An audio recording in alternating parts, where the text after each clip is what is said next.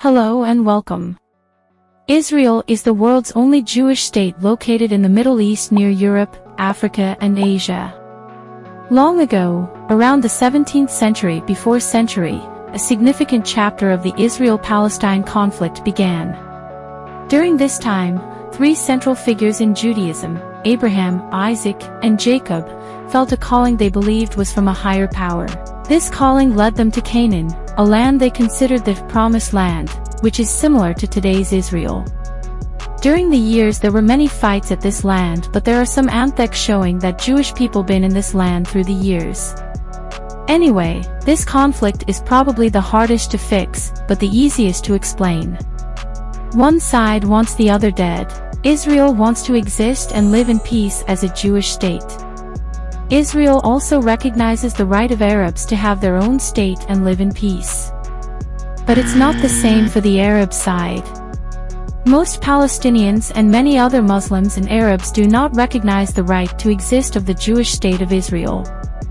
This has been the case since 1947, when the United Nations voted to divide the land of Palestine into Jewish and Arab states.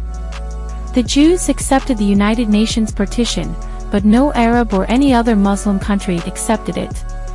When British rule ended on May 15, 1948, the armies of all the neighboring Arab states, Lebanon, Syria, Iraq, Jordan and Egypt, attacked Israel in one day in order to destroy it. But Israel won. And in 1967 it happened again against all Arab countries, but Israel won again.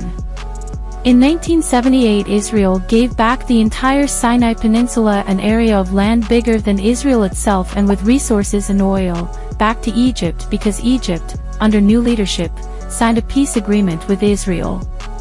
That shows how much Israel wanted peace. The same with the Arabs Palestinians. In 2005 Israel gave up on the Gaza Strip for peace, but instead of peace they get rockets from the place. Their leaders' hate and brainwash is the main reason for hate. They teach in radio, television, and school that it's good to kill Jews and celebrate every time Jewish person gets killed. As you can tell, there was never even a Palestinian state, and if you are still think there was, please answer this few questions. When was it founded and by who? What were its borders? What was its capital city? What were cities' foundations? What did its basic economy consist of? Can you name at least one Palestinian leader before Arafat? Has Palestine ever been recognized by a country whose existence? What was the name of her coin?